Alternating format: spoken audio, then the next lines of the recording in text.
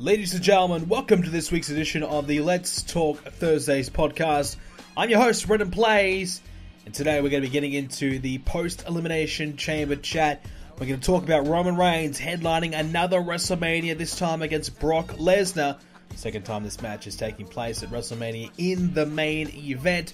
So we're going to chat about that. We're going to chat about Ronda Rousey and her Elimination Chamber and Raw appearance. What do I think of her booking so far since arriving to the main roster? And much, much more. We're going to have a full recap of the Elimination Chamber. We're going to talk about a lot of things to do with WrestleMania and Raw and SmackDown as well, of course. So let's get straight into this week's show. So we start this week's show off with some news from myself, from the Brendan Plays channel. This week, we've decided to change my streaming ways. Now, I've wanted to do this in the past, and this has failed, but this time I'm a little bit more committed, and this time we've changed things quite drastically as well. So, normally when I stream, you'll see me streaming on YouTube and on Twitch at the same time. Majority of my viewers will come from YouTube, so most of the time you'll watch a stream, it'll be on YouTube, because that's where most people are watching it. You don't really go... When I'm streaming both, you normally don't really watch on Twitch unless you prefer Twitch, because there's not as many people chatting there, so it's not as fun. So YouTube's basically been the one source that I've been streaming on. But that's going to change. I'm now making the full switch to Twitch. Now, a lot of people have asked me why am I doing this, and I'm going to make another separate video discussing this again.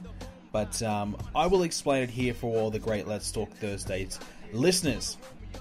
So basically, a friend of mine, TJ Stokes, I'll give him a bit of a shout out, a bit of a plug here. He's coming along and he's wanting to help me out. He wants to give me some advice on what I can do to help improve my channel, maybe help myself grow.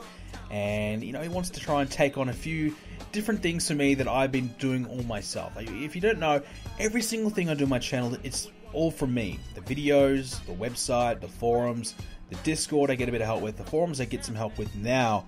But, you know, setting it all up and managing the website and everything like that is all on me. All the editing, I get some help with some of the graphics in terms of match cards, but the thumbnails and everything like that, I have to put together. Everything, recording of the footage, everything. I basically run 95% of everything to do with Random Plays. It's all me. I don't get any assistance at all.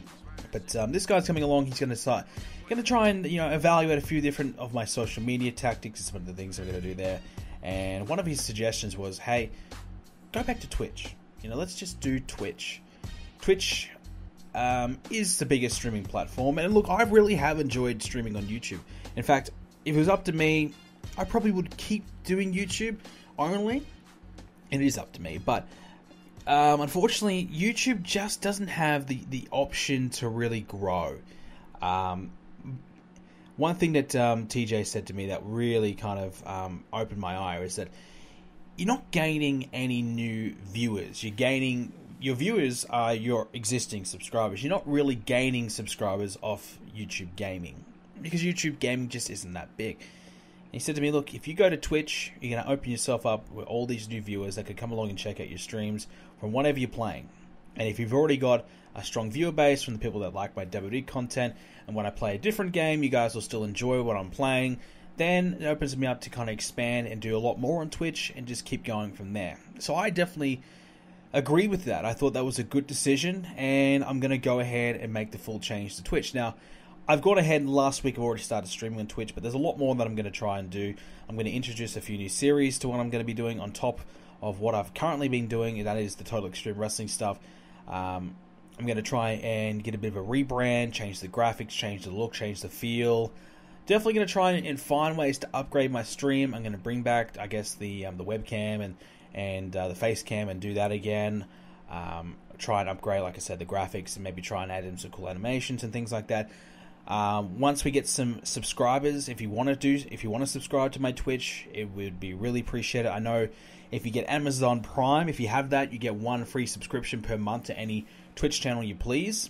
And if you subscribe to my channel, it'll help me unlock more emojis and help me be able to do all that, which would be awesome. It'd be great. And also, you get to use the emojis yourself, and you kind of get to set yourself apart from the rest of the viewers in the stream, which would be awesome. So that would be great. But that's the plan. So I want to try and really just grow myself on Twitch, basically because it does give me the subscription feature. I do have that on YouTube, the sponsor feature, but it is not easily accessible. I know personally when I'm watching it on the computer, the sponsor button is not even there. It's only really there on the YouTube gaming app. Unless if you're watching straight off YouTube, it's not there. If you watch on YouTube gaming, yeah, sure, but a lot of people aren't watching on YouTube gaming. They're watching just off YouTube, and all these features aren't there. So it's really not great. It's really not the best in that aspect.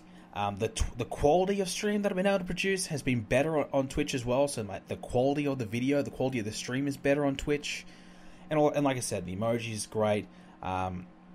It just, a better opportunity for myself to gain more exposure, and also, I'll be honest, to probably pick up some more revenue. More people on Twitch use the donation features, they use the bit features. It's a bit of an easier and safer way to support their favorite content creators. More people are inclined to do that as well. So the plan is to try and get myself Twitch partnership. To do that, I need 75 viewers on average. Everything else I'll qualify for once I stream a little bit more. 75 viewers on average. I think I can do it. I'm pretty confident I can do it. And one of the ways I'm going to try and do it is by streaming Universe Mode regularly to you guys. Another feature on Twitch that I really do like is that they have the ability to upload a video and it'll stream it for you whenever you like. So this is something I'm really going to take advantage of when it comes to Universe Mode, because quite often I'll have a Universe Mode ready, but I'll wait till the morning to upload it, or it just won't be the right time. I'll schedule it for later, whatever.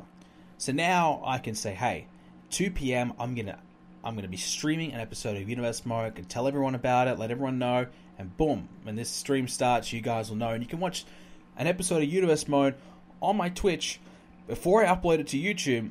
Watch it live and chat with other people live. It's always a lot funner, watching it with other people and talking about the matches and discussing things. You can do all that right there on my Twitch before I even upload to YouTube. And I don't even have to be around. I could be asleep and do that.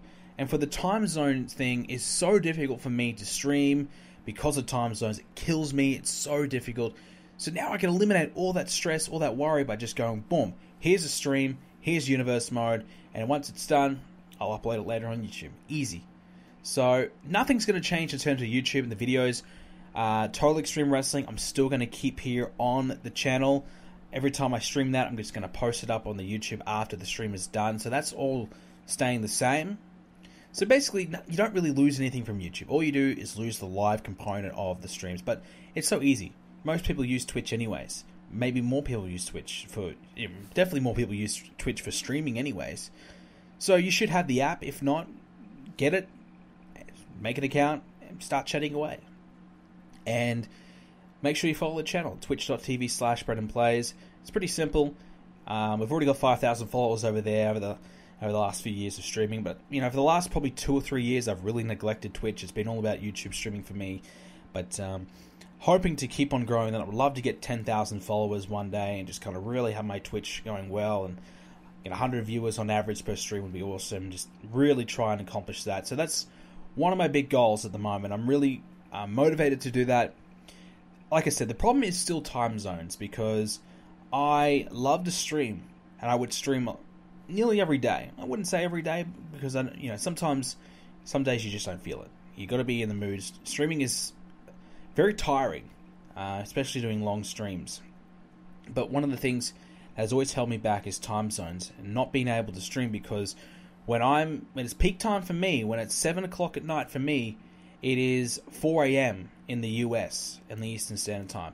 It is 9 a.m., I think, in the UK. So it's probably the worst times of the day for my prime audience. The US is 60% of my audience. I think the UK is about 20-25 as well. So there you go. 80% of my audience is asleep when I would normally be streaming, when I'm playing my games.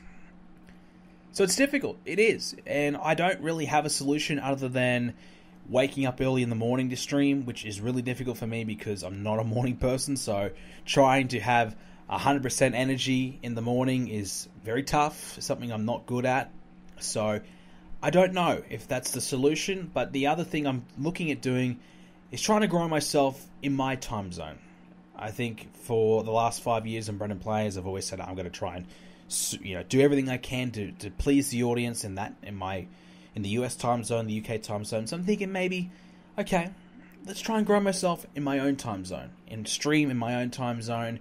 And I know that's going to eliminate a lot of potential viewers, and my viewership might be really down.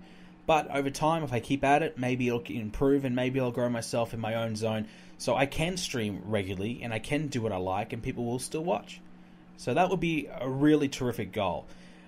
One series I would like to do is a series called Plays Plats. I love getting trophies on the PlayStation. It's one of my favorite things to do as a gamer. I recently got a platinum. I was going to talk about this later on the podcast in the gaming section, but I'll chat about it now. I got a platinum yesterday. Actually, no, today in BioShock Infinite. I got 2 platinums the other day as well. What did I platinum? I platted some really crappy monster truck game and God of War Ascension. Yeah. So I went back on my PS3 and I looked at some of the games that I started but didn't finish off, and I went ahead and finished them. So I went ahead and did all that and got that done, and it's really satisfying for me to get these platinums and play and get trophies. I love doing it. It's one of my favorite things to do. So I figured, why not stream me going for that? Stream me trying to get these platinums, stream me playing these games and trying to finish them, beat them, do all that, because I'm already going to be playing them. I'm already putting all these hours in. So why not share that with you guys? So that's something that I'm looking at doing. I want to start that soon. I bought a wrestling game, SmackDown vs. Raw 2010, which is a pretty easy platinum. And I figured that might be the first game that I look to platinum in the series. That'll be on the PS3. I just got to figure out how I'm going to stream on the PS3. My capture card isn't quite compatible with the PS3 anymore, so I need to try and figure that out. If not, I'll start something else in the PS4 and we'll go back to the PS3 game later. So that's what I'm looking at doing, and I'm going to incorporate a lot of new games and just really do a lot of different things for the channel. So I'm really excited. I'm really excited to start streaming on Twitch more. What I have been doing is streaming Universe Mode. Whenever I've had a Universe Mode episode, I've just been putting it up, streaming it. So at random times, I'm just going, hey, I've got an episode ready. I'm going to upload it in a minute. But hey, before we do that, let's stream it and let's watch it together. That's kind of what I've been at the moment. And I appreciate everyone that's come along to that. It's one of the ways that I'm trying to improve and try and get myself to that 75 average viewership, because I know a lot of you guys love the Universe Mode. I'm trying to upload more, and that's one of the things I've been doing. But I need, in my opinion, to figure out a schedule for myself. I'm really bad with schedules, but if I was able to get a schedule and have a set time of when I'm going to upload and stream an episode of Universe Mode, you guys can know when it's going to be on, and you guys can know to come along to it. That will work out a lot better, and that will help you guys come along to the streams a lot easier, because I know I'm all over the place at the moment. But I can tell you this weekend I will be streaming the Royal Rumble, 2 p.m. Eastern Standard Time, 7 p.m.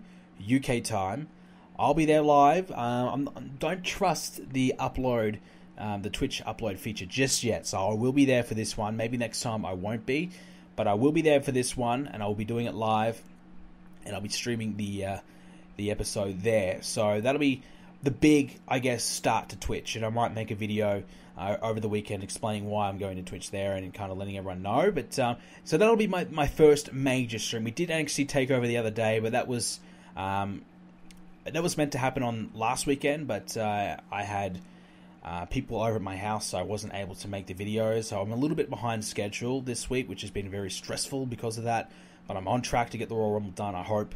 But NXT TakeOver was difficult to get done, but I got there in the end. So we had a stream for that, and it just kind of wasn't as good as it could have been in terms of the viewership and things like that, because I just didn't have a preset plan for it. But we did it after SmackDown as well, and a lot of other people watching the Mixed Match Challenge and things like that. So other things were taking up that space as well. So I knew that, and that was my own fault because I didn't get it done on the weekend. But anyways, this weekend, Royal Rumble, and also Total Extreme Wrestling. And we're going to do a Total Extreme Wrestling stream before the Royal Rumble. So if you're around, I'll be doing Total Extreme Wrestling before that. So probably a lot of UK guys, I'd probably say 4 p.m. UK time. What's that? That is like 11 a.m., 10 a.m. or something like that for the US time, something like that. And pretty late Australian time. I'll probably be streaming Total Extreme Wrestling around about that time. And that will be on Sunday, and Saturday it might be a little bit earlier than that as well. So I'll stream Total Extreme Wrestling twice this weekend. SummerSlam for Total Extreme Wrestling is this weekend. I've only got probably 2 more shows to get done, and then we're at SummerSlam. I might even get them done before that, because I miss playing Total Extreme Wrestling. I haven't had a chance to play it all week because I've been working and grinding on Universe Mode. Also, Fortnite's taking up the other section of my time, and then getting Platinums at the same time. So it's been a busy week for me. But anyways, streaming, we're going to do it. We're going to come back. We're going to try and get it done right this time.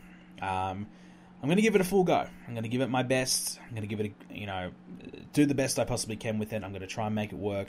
Stream more for you guys, and hopefully grow my Twitch, and hopefully get some subscribers, and hopefully my Twitch gets to a point where it can really help and benefit me and support me and allow me to kind of just keep doing more gaming, because YouTube's great and my channel's not growing that much on YouTube. I probably need to do a bit of something different on YouTube, and I understand that, and that's something I'm looking at. But I really enjoy what I'm doing on YouTube. I really do enjoy the Universe Mode stuff.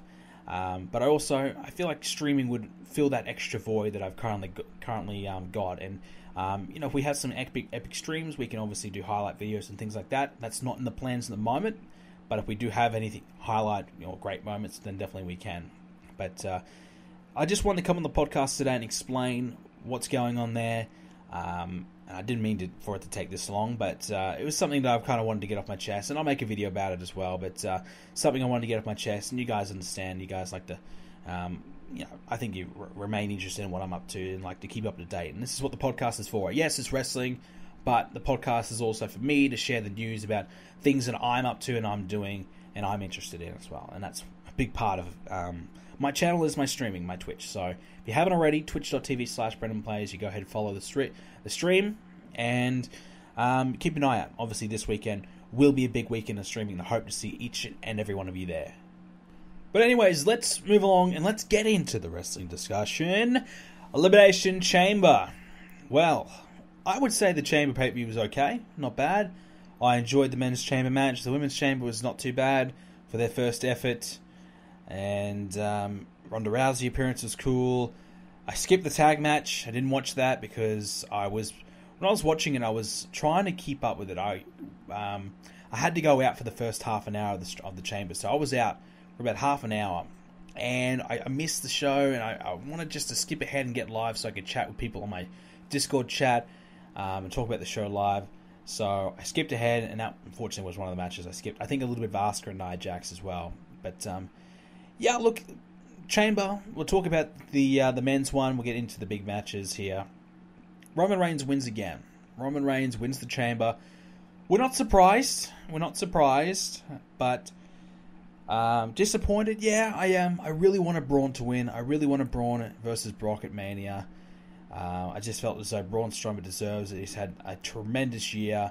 It has been his year. Let's be honest. It's been his year on Raw. He's had a rise from the bottom all the way to the top. He's one of the most popular guys on the roster now. He's on fire. And they've built him up so much that it feels like he is the only one that could beat Brock Lesnar. He is unstoppable. He is unbeatable. And he beat 5 guys in the Chamber, so they did everything they possibly could to have Braun lose but still make him look like $1 million. So well done to them. But Reigns did get the victory in the end. I thought Braun should have been eliminated when everybody hit a finisher on him earlier on, so I'm surprised he made it to the end. But I'm happy. I probably would have liked for Braun to have been pinned by everyone. All 5 guys or whoever's left hits a finisher and then they all jump on top of him and pin him. I would have liked and preferred that rather than Reigns just getting the big win at the end. But I understand it. They need Reigns to look good and give him the big win and make him look $1 million. I do get it. I absolutely do get it. But, it still means I can't be disappointed that happened. But Roman versus Brock, look, I think it'll be good. I think it will be. I've been very sour on Brock Lesnar, but I feel like WrestleMania, surely he delivers some kind of good performance. We don't know what's going on with Brock Lesnar. We'll chat about it when Roman Reigns gets to Raw and the Roman Reigns promo on Lesnar, but he was spotted in Vegas with Dana White with a UFC shirt on. Looks good. Looks in good shape. Is he going to go back to the UFC? And I don't know. I really don't know. He may go back to the UFC. He might go back to the UFC, or maybe he's trying to get the WWE to give him more money. This is the thing that he does every contract situation. I'm going back. I'm going to go back. If you don't give me more money or better deal, I'm going to go back. At this point, I say go back. Honestly. I've been very, very disappointed with Lesnar. This title reign that he's had has been terrible. It hasn't done any good for Raw. And I'm shocked. When Raw's ratings are not great, and you still don't have the Universal Championship on Raw, that's a bold decision. When you have bad ratings, normally you reflect on the champion. But at the moment, bad ratings is because they probably don't even have a champion. We don't even know if the champion's drawing or not. I feel like Raw ratings would be better if the title was on Raw. If Braun Strowman had the belt and was, dominating as much as he is and, defying authority and everything like that, I'm sure that interest would be more there for Raw. But instead, the title's on Lesnar, who, yes, he still is a bit of a draw to the mainstream audience, but Lesnar's getting up there in age now. He's hit his 40s. He's clearly declining physically. He's just not producing anything in his matches anymore. So I'm shocked that they've held the belt on him this long. So surely at WrestleMania it's a foregone conclusion that Roman Reigns will beat Brock Lesnar. I hope so. I tell you what, I'd be pretty frustrated if he doesn't. I think that'd be terrible. I really believe that Reigns needs to beat Lesnar, especially if Lesnar does walk out and he leaves. WWE have the right to exercise his contract, I believe, till August. So even if Lesnar doesn't re-sign, he could stay to August, and he might do a SummerSlam match. Rumor is it's going to be against Lashley, which for me personally, I'd love to see. So I don't know. I don't know. It'll be interesting to see what happens, but Reigns versus Lesnar is the match that's taking place. I personally am okay with it, but I just would have liked to see Braun in that position. But Reigns is the top guy. He's the top man. A lot of talk on the internet this week that Reigns is main eventing his 4th WrestleMania in a row, something that I don't think anybody has done other than Hulk Hogan. Don't quote me on that, but I think that's what I read. 4 in a row. I'm not 4 in total, but 4 in a row. So it goes to show you how much Reigns is being pushed. To be honest, I don't think Reigns should have main evented last year's WrestleMania against Taker. I don't think that was going or scheduled to be the main event. I think they made a change on the night and turned it into the main event. When they knew that this could be Taker's last match. So they switched it up. And so I don't really necessarily count that as the main event. It was the main event, but I don't necessarily count it as much or focus on it as much because the build towards WrestleMania certainly didn't have a main event feel to it. It was a big match, but I didn't expect it to be the main event. So it was a bit of a surprise that it was. And so, yes, Reigns did main event, but, did he really, was it really the focus of the show? Was Reigns everywhere? No, not really. So, yes, he did main event, but he has been heavily pushed, but he hasn't held the belt. He hasn't held the belt for a little bit. He's lost a fair bit as of late. He has improved on the mic and in the ring, in my opinion. I thought his promo on Raw was one of the best he's ever done. It was, forget about the material. Forget about the scripted shoot promo. Forget about that, the work promo. It just had the intensity and the passion that I've been wanting to see at a Reigns instead of the dull, monotone, on the big dog, I'm going to get it done at WrestleMania. It just had some passion, had some fire, some intensity behind it, and that's what you want to see. You want to see that passion. You want to see that intensity from Reigns, and you just don't get it enough. If you got it more, I really believe Reigns would be a much better talker. I really believe Reigns' promos would be much better. He doesn't have to go full-blown Miz every week and go spit fire until his face goes red, but just show us a bit of intensity, show us a bit of passion. I know, I get it, that he's a laid-back character, and that's just kind of the person he is, but it's clearly his best promos are when he is showing that fire, that intensity, that passion, and he did that with Lesnar this week, and it was good. We might as well get to it now before we, change topics and go back to it later. So Lesnar didn't show up this week on Raw. Now, Reigns said that he was meant to be here, but he didn't. He didn't show up. Couldn't be bothered showing up. I thought for a little bit until kind of the reports were coming out that, yeah, okay, I can believe that. I can believe that Lesnar didn't show up. But it turns out WWE cancelled his appearance. WWE cancelled, Lesnar to try and further the storyline, which is a good move. Because certainly when I was listening to Reigns chat, his promo, I was more for Reigns. I was like, yeah, you know what, Reigns, you have been here. You have held the fort whilst Lesnar takes a walk. I was all for it. I believed it. I felt it.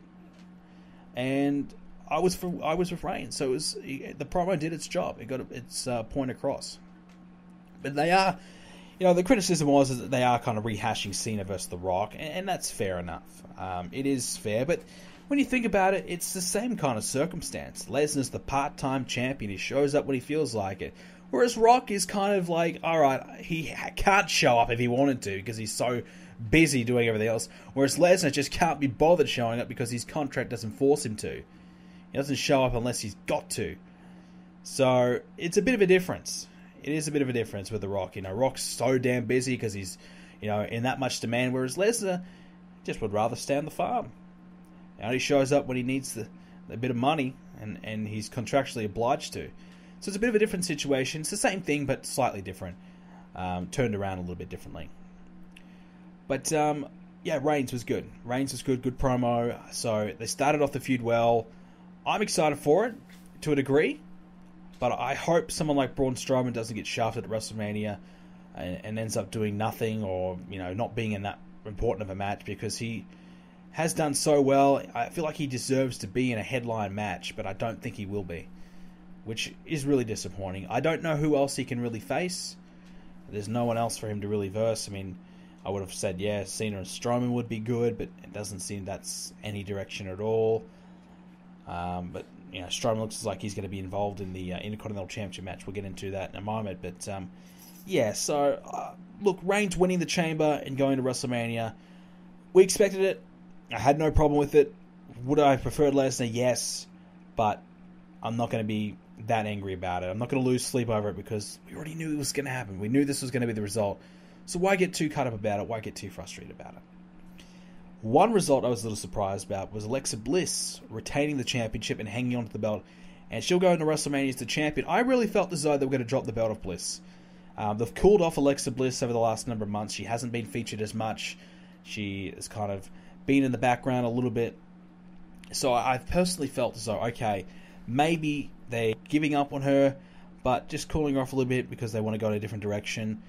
But they're staying with the belt on her. And I think her promo work is really good. She's one of the best promos in the women's division. Her ring work is getting there. I think she deserves the spot that she's in. I just felt as though the last 3 months it's been all about Absolution. Now it's been all about Ronda Rousey. So Alexa Bliss has just kind of been in the background. She hasn't had much focus. So I would have thought maybe they'll go with a switch. Maybe give it to Sasha Banks and maybe do Sasha versus Bayley at WrestleMania. Not going to be the case. That match may still happen. I feel like that could still happen, but at least not over the championship. But they haven't said that Asuka is going to take on Alexa Bliss. They keep saying, Nia Jax should have been added into it, could have been added into it. Asuka hasn't come out and said, hey, I want to challenge Alexa Bliss. So it's not a foregone conclusion that it will be Bliss versus Asuka. Quite possible that Asuka still could go to SmackDown, unless they start to make things official and confirm it. I haven't seen an official confirmation yet, so I'm waiting for that. But to me personally, Asuka should take on let's try that again. Asuka should take on Charlotte rather than Alexa Bliss. Much better matchup.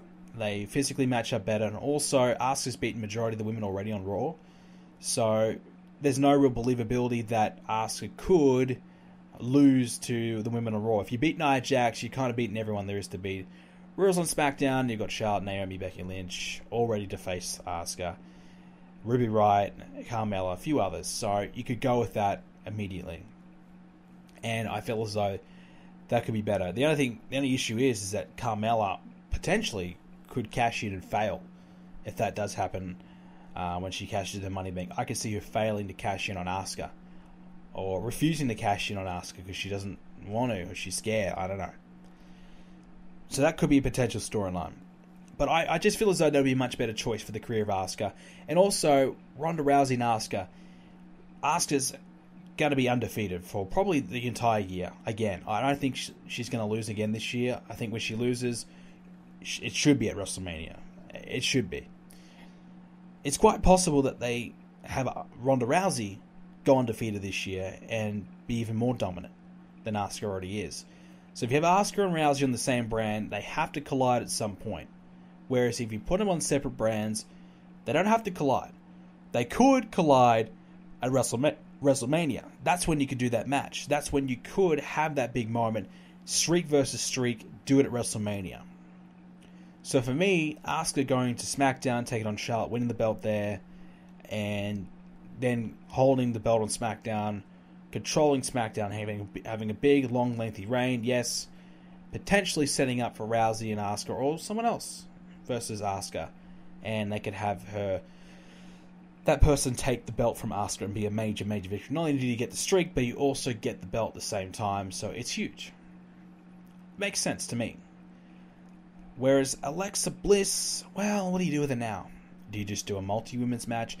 I guess the match that they probably should be doing, or maybe think about doing, is Alexa versus Nia Jax. That seems to be the case. They're kind of really heavily involving Nia Jax and pushing her, so I could see those two having a match, or maybe Alexa Mickie James, which is a bit weaker of a matchup, or a multi-women's matchup, which is probably more likely. But just Alexa and Asuka, yes, Alexa's been champion for a long time, but Asuka will probably just beat Bliss in 5 minutes. You know, no one can really believe that Bliss can beat Asuka, so Charlotte just matches up better. If I'm going to have this Women's Royal Rumble match pay off into something big at WrestleMania, I feel like Asuka versus Charlotte, a 15-20 minute match where Asuka gets taken to the absolute limits for the first time in her career. You know, she could be about to lose two and 3/4, that type of count, or she's in the figure eight for 5 minutes or a few minutes and she could tap, she's fighting for dear life. I could see the crowd eating that up. Whereas Alexa Bliss, I just can't see it being as successful. But knowing WWE, it'll be Bliss versus Asuka, and that'll be it. Ronda Rousey, Elimination Chamber, she made her second WWE appearance, her official contract signing. She put Triple H through a table. She was slapped by Stephanie and signed the contract. Then she followed it up by appearing on Raw, looking as though she's going to beat the absolute shit out of Stephanie. And Kurt Angle backtracking everything he said at the Chamber. Oh, I didn't say that, which, you know, clearly he did, and it clearly was true, but the authority made him say it. No. Backtracking the storyline a little bit.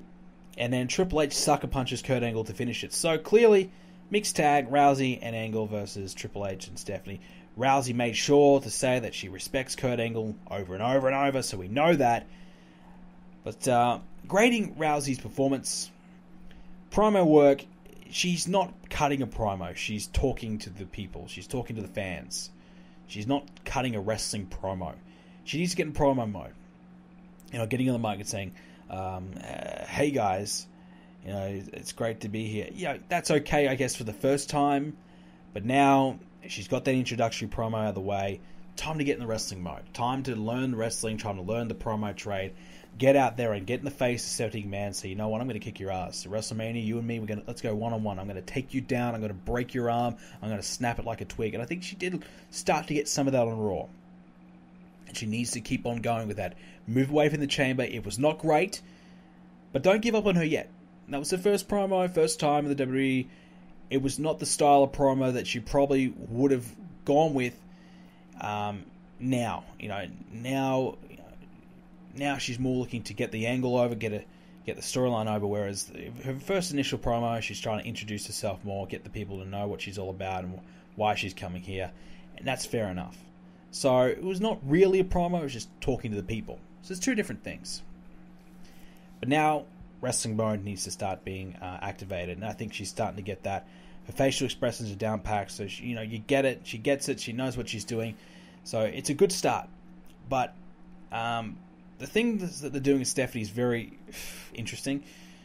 Ronda hasn't gotten physical with Stephanie yet. They're saving that maybe for WrestleMania. Maybe they'll do something between now and then. I probably think they will. Or Asuka will get the arm. Rousey will get the arm of Stephanie. And possibly nearly get the lock in, but Stephanie gets saved by Triple H or someone and then that probably might be the closest they get, and I'll save that for WrestleMania. So they might tease it. That's probably what I would go ahead and do. So the slap thing, Stephanie getting in her face, being sarcastic, apologizing, and Ronda doing nothing about it is, I don't know, it's not great. I listened to Taz on his podcast, and he went off. He went absolutely ballistic over it. He 20-minute rant about it, and he was not happy at all. He was absolutely pissed, and fair enough, because let's be honest, they bring in Ronda Rousey, the biggest star they possibly could get. That's a woman, and they haven't really started well. Yes, she put Triple H through a table. That's great, but Stephanie, still talks down to her like she does everyone else. So Stephanie's got to get what's coming to her. It's going to happen at WrestleMania, but it'll be interesting to see what happens. And Kurt Angle getting sucker punched, it didn't make any sense, really. I guess Triple H just wanted to punch Kurt Angle for what he did and what he said and kind of walk away with it in like a cheap weasel way. So I'm sure more of that will come. But I guess it's also a way to kind of activate the wrestler in Kurt Angle. Give him a reason to get back in the ring. Give him a reason for himself to get involved. So next week on Raw, I would imagine he'll come out and maybe cut a promo on Triple H and say, you can't just hit me and get away with it. We've had issues for all these years and you want to settle at WrestleMania. Something like that, and it'll start to come. But look, it's not great so far for Rousey. It's not ideal. It's not bad. I'm not giving up on her yet. I'm certainly not, because whether you like it or not, Ronda Rousey's going to be the face of the women's division for years to come. Like probably the next couple of years at least. Unless WWE does something absolutely drastic where they ruin her completely and she's getting no reaction, no one gives a shit about her, she stinks to join up. She's going to be the face of this women's division. She's going to be a star. So we just need to give her time and watch her develop and watch her get better on screen. Normally, someone like, someone in her position would have had years of NXT time, but unfortunately she's too big of a star to go to NXT. It just can't happen. So she needs to go to the main roster and needs to learn there on the fly. So it's going to be much harder for her, but she needs to get it done. She needs to make it work, and WWE are going to give her the best opportunity for her to do it. So it'll be interesting to see what happens. Moving along now, John Cena, will he or won't he take on The Undertaker at WrestleMania? Teased it on Raw this week, but then backtracked a little bit and said it's not going to happen. Rumors going around that it was going to be Taker and Cena, but apparently Taker may not be physically able to do it. Other rumors are that John Cena has been given the option to pick anyone he wants to face at WrestleMania. And his two men that he picked out were Samoa Joe and Rey Mysterio. Samoa Joe, as far as I know, is still injured. He's unable to probably compete at WrestleMania. He might be able to, maybe not. Rey Mysterio, well, he's a free agent. He can do what he wants. He's available for WrestleMania, and I'm sure Rey would love to come in and do it. And I'm sure the fans would love to see Rey and Cena go at it. Because I'm sure they have had some matches. I think they did in 2011. They had some matches, but I haven't even seen them. I have not seen them. So for me, it'd be a fresh feud for me. I haven't seen those matches. Or if I have, I don't really remember too much about it. So I wouldn't be against it, but I just feel like if I was going to have Rey Mysterio on the card, I'd rather him be doing something different. Yes, I'd rather him be probably competing against Neville for the Cruiserweight title or something like that, but in a perfect world, but not going to happen. So I would have had probably Rey compete against a high flyer type of guy, but no, just not going to happen. So Rey and Cena, I don't know, but it is two guys in the same type of era, so they've got that connection there, and it kind of makes sense in that kind of way. But it's not a bad backup plan anyways. If you don't have The Undertaker, I'm sure people will be pretty excited to see Rey Mysterio back in the ring in a matchup at WrestleMania. Let's hope Rey Mysterio's body can handle it, because yes, Rey's been going well and he's been doing good, but this is a big WrestleMania match, and he needs to step up. But I wouldn't, put a line through The Undertaker's name yet. I still think it's a bit of a possibility. I feel like Cena could get screwed at Fastlane. The lights go out and boom, there's The Undertaker, a distracting Cena type of thing, or attack Cena. Could happen. It definitely could happen. But I don't know. I don't know if I want to see The Undertaker back in the ring. What we saw last year at WrestleMania with Reigns just was sad. Sad. it doesn't feel right when you're watching a wrestling match and every time Taker falls, you're not worried about that he's hurt. Oh man, he's hurt himself. I hope he can win this match still. You worry that, okay, he's physically hurt. The man, Mark Calloway, is hurt right here. He's hurting. He can barely walk.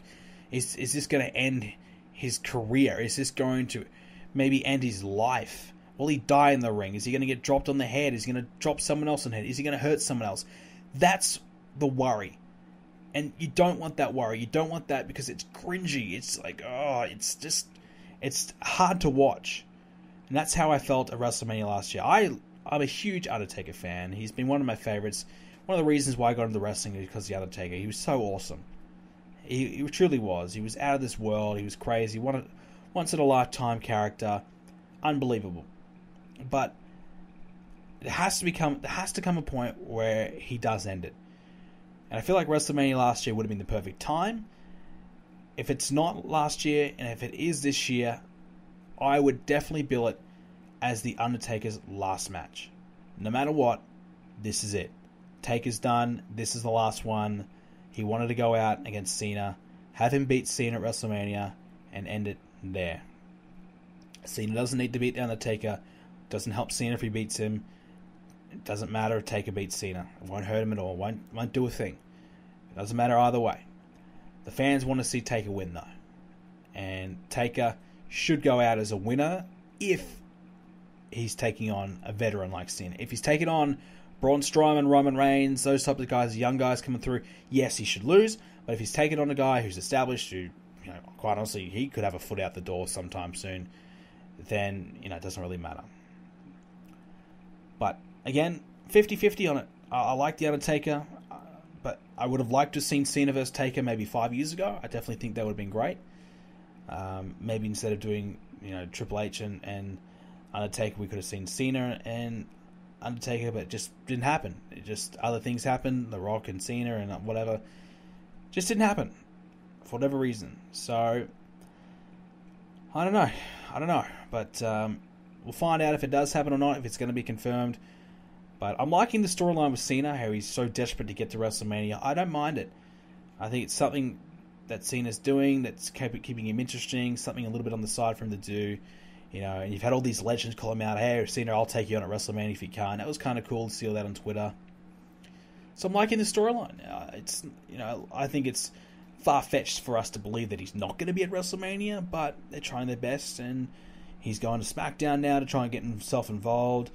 He'll probably lose that match, so then what happens? I don't know. It'll be interesting. So I can't hate it. The IC Championship picture, the rumor is we might be seeing a triple threat, Seth Rollins, Finn Balor, and The Miz. If not, 5-way. Elias and Strowman added to that as well. I expected this from the IC title. I expected some kind of multi-man match, whether from the US or the IC. WrestleMania, they do their best to get everybody on the card. Years gone by, it's been the best of the best. If you make WrestleMania, well done. If you don't, too bad. Nowadays, they've got the Battle Royal to get everyone on the card. If not, multi-man after multi-man. They've got all these different ways to make it happen, and this is one of those ways. And it would be criminal to see Elias and Strowman not on the card, Rollins and Balor, any of those guys not to be in a high-profile match. That would suck. For them just to be thrown in the Battle Royal, it would be disappointing. It would be. But I'm glad that they're going to try and find something for these guys to do. Whether it be a big role or not, doesn't matter. This should be still a good match. The IC title should still be fun, regardless. So I'm looking forward to it, and I'm sure we'll see more of it coming forward in the future. One title that I feel as though could be forgotten about at WrestleMania is the tag titles. There just isn't any interesting teams right now to take on the bar. They've got the Revival, who's been up and down. They've beaten Apollo Crews and Titus O'Neil. Rollins is out of the tag title picture now. They've just got no one at the moment. So I don't know what they're going to do with the tag titles. I feel like the bar could miss out at WrestleMania. If not, be involved in the Battle Royal or just a nothing match at Mania. Moving on to SmackDown, I thought the Usos and the New Day had a really good promo. I thought the Usos were excellent. And Big E also stepped up as well, got some intensity, got some passion there as well, and a little bit more seriousness. So they had a really good exchange in the mic there. Yes, we've seen the match before, but they're trying to sell me into it, and I'm buying it. I am. I thought that was the best part of SmackDown this week. The other thing that's happening on SmackDown, Rusev Day. Personally, I don't get it. I don't get why everyone is in love with Rusev Day. I was a fan of Rusev, when he was the US champion, beating everyone before Cena beat him and ended that. I was a fan of all that. But this Rusev without an English, yeah, I don't mind it. But I was very surprised when the crowd latched onto this and really started to make this a thing. Rather than, latch onto Strowman or Elias or someone else that I would probably prefer. But I'm glad. Rusev is great. I really do like Rusev. He's a character that's been criminally underutilized for a long period of time now. He deserves a lot better. They're still wasting him, though. It goes to show that no matter what the fans want, at the end of the day, it's what WWE wants. And Rusev Day, they get 3 weeks without being on the show. Then they finally show up and they get beaten pretty comfortably. Nakamura beat Aiden English pretty comfortably. So, Rusev Day, is it done? Or is WWE trying to squash it, trying to end it? The fans are trying to keep it going. They're doing their best. But WWE just don't care. WWE clearly sticking to their guns. Just don't have any plans for Rusev. Look, Rusev Day, don't have to do anything major. Just have them come on, have a 5-minute tag match, whether they beat local guys, whether they beat Breezango, the Ascension. It doesn't matter who they beat. Just come on and win a match every week. They don't have to do a hell of a lot. Just make them win, make them appear, and that'll keep the fans happy, keep their momentum going. They don't have to be involved in the tag title picture. If you really want to have the New Day versus the Usos, that's fine. Rusev Day don't have to be involved in it, as long as you keep them on the show. I don't understand this philosophy from WWE. Oh, this act is over. People want to see these guys. People want to see this guy. Let's not give them a chance. Let's not give them what they want. It's like the same thing with Zack Ryder. Zack Ryder is, beloved. People are chanting his name constantly all throughout the show. Okay, let's not book him for the show. Let's punish him for the crowd wanting to see him, wanting to support him. It's the same thing with Rusev Day. Let's punish Rusev Day for getting over. Accidentally, yes, but it's happened. People like it. It's happening. So, WWE, they're just weird. They do some really weird things. Look, if I'm WWE and I'm laying out the table here. These are the guys I want to push. This is the direction I want to go in. And all of a sudden, Rusev starts to get all this momentum, all this popularity. I'm changing my plans. I'm going, holy crap, this guy's selling all this merchandise. This guy's getting over. Okay, Baron Corbin, who no one could give a flying fuck about, I'm pushing him down, and I'm pushing Rusev above, because Rusev's doing better. It just makes common sense. But instead, WWE are like, okay, we like Baron Corbin. We're going to make sure Baron Corbin becomes a thing. Oh, it's great that Rusev's doing well on the side. That's fantastic. But, we don't need to worry about that. We need to worry about Baron Corbin. We need to make sure he gets over. Why isn't Rusev, if they really needed to make this a 6-way at Fastlane, why would you not put Rusev in there? Just put Rusev in there. You'll get a great reaction. He might overshadow some of the others, yes, but who cares? Audience reaction is key. It's great. Instead, they give him nothing, and he's barely on the show. He's just doing nothing, and he does nothing. Nothing. I don't get it. I just don't. That's SmackDown anyways for you. One last couple of pieces of news before we get into the questions. Paige got a new tattoo. It says, talk shit, get bit. It's on her hand, like the side of her hand. She needed makeup to cover it up. She didn't show her hands at all in the pre-show. Very bad move from Paige. Yes, tattoos are a personal thing. You get whatever the hell you want. But when she's in a PG company, when they want her to represent these new crop of talents and be their spokesperson, when she grabs a mic, it's going to say, get bit, talk shit. How's that going to look? She's going to have to wear gloves from now on or something. It's just a dumb move. Paige just makes bad move after bad move after bad move. Like, there's only so many times you could be, give her sympathy. Like, okay, the sex tape got leaked. That really sucks. I feel bad for her. Oh, she had a bad breakup, But then she goes ahead and does this. She's in a corporate world. She's in, on TV. You just can't do it. You just can't. It's just terrible. I can't support it. Yes, it's freedom of speech. Do whatever you want. It's your body. But if you really need the tattoo, put it somewhere else where it's not that visible. Or, change it around. Talk get bit. Talk crap, get bit. Talk trash. I don't know. Figure it out. Or censor it. Or just figure out a different way. And then once you've done, then you can change it to get to shit. Or, I don't know. It could be one of those tattoos that get filled in, gets replaced with something else. I really believe it. I think 5 years down the time, and down the track, when she's got a couple of kids and her kids looking up to her, and it says "talk shit, get bit" on her hands, I think that's when she might regret that one. Don't know, my opinion. We talked about it a little bit earlier on, but Lashley potentially has signed with the WWE. That's a big rumor going around to take on Lesnar potentially at SummerSlam. I'm all for it. Big fan of Lashley. He looks great physically. He's up there in age. He's in his low 40s. Still can go, though. He's had some good matches in Impact. He can still go, can still do it. A couple of years in the W would be really good for him. Bring him in, have him plow through some competition. And if Lesnar goes, Lashley, he's legitimate. He's won some MMA fights. Not as legit. Doesn't have the credibility of Lesnar. But you could still work with it. He could still be that ass-kicking machine. Give him someone to talk for him on the mic. Who knows? It might not work as well. Might be a knockoff. But I think Lashley will still be successful if they want him to be. It's quite possible he could win the belt. I really do believe that. He could win the championship. He's got the look. He's got the size. He's got, what Vince McMahon would, typically like in a champion. He's got all those credentials. He just can't really talk that well. He just doesn't have the voice for it. So if you give someone else the chance to talk for him, well, Lashley is $1 million. So I'm happy to see him back. I was hoping to see him at the Rumble, but obviously the deal couldn't be done yet. So we'll be interested to see where he fits into the fold. What's going to happen with him? Will he appear after WrestleMania? It'd be interesting to see what happens there. But I'm looking forward to seeing him back and seeing what he gets up to.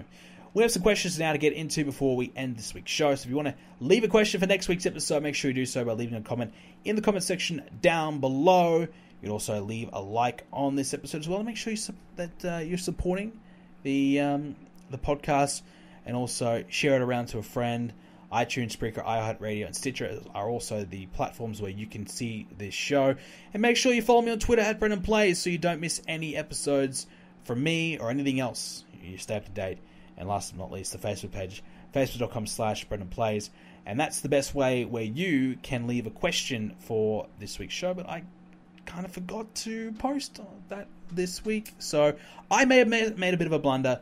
We've got a couple of questions, though, to get into before we end this week's show. So here we are with a couple of questions here before we end it up. This one's from Faizella Khan.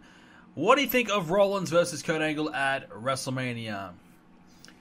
Look, obviously it's not the direction they're going in, but I definitely feel like this is a match I would like to see. They could have done something with it. I'm sure this might have been a backup plan for them, considering they had the Jason Jordan thing. They could have kept going with that. Maybe it was the direction they were going until Jason Jordan got injured. Maybe it was Jordan versus Rollins. I don't know. So it's something they could do later on. I wouldn't mind seeing it down the line. Maybe SummerSlam, if they want to keep going with Rollins and Jordan at some point. Make that a thing again. But I definitely feel like we might see this match at some point, but maybe just not yet. Not this year's WrestleMania, but maybe next. Or maybe it's SummerSlam. I don't know. Tom Talks Rubbish. He says, do you think Chris Jericho's final match will be in New Japan or WWE? It'll be WWE. Look, Jericho's a WWE guy. He says it himself. If Jericho feels like he's done, he's going to hang up the boots. I don't even know if Jericho's the type of guy where he will want that grand exit. He might just go off in the sunset and say, I'm done. Or he might go, hey, I'm done. WrestleMania, that's it for me. Let's do one more match there, and that'll be the end of it. It'll definitely be in the WWE. His last match 100% will be. Who will be against? Oh, who knows? I have no idea, but I don't think he's going to retire anytime soon. I still feel like he's got another couple of years left in him. He's a part-time guy, so that's keeping his body relatively fresh as it is. He works out a lot, looks after himself pretty well.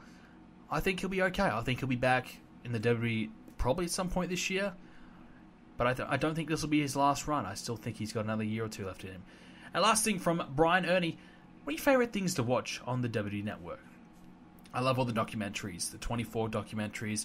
My favorite thing was it Breaking Ground or was it Proving Ground? Whatever that was. The NXT show they did a couple of years ago where they showed the upcoming guys coming through the ranks and their struggles. That was my favorite thing they've ever done on the network, and I'm really disappointed they didn't keep that going, especially with all the guys they got working down there now. They could have easily done more with that. I feel as though that was best. So maybe they didn't get the ratings I hoped for, but I loved that the most. That was my favorite thing to watch. But as I said, the 24 documentaries as well, the one they did on Goldberg was good, the WrestleMania one was good, the Kurt Angle one, they're pretty much all good. They're all very good. They do a great job with them. So that's, to me, the favorite thing. I also like watching the old school stuff. I've been watching 2005 WWE. I just watched Unforgiven 2005. Getting very close to watching No Mercy 2005. I would like to go back and watch some more WCW. There's a lot of stuff I do want to watch. I want to watch a lot more WCW stuff because I missed all that. But also, I wouldn't mind watching more of the Attitude Era and watching all of that. I haven't seen it week to week. I've seen bits and pieces, but not all of it consistently week to week. So I'd love to go back and do that as well. So we'll see. But I'll definitely want to watch more. But yeah, I don't really watch NXT. I don't watch 205 Live.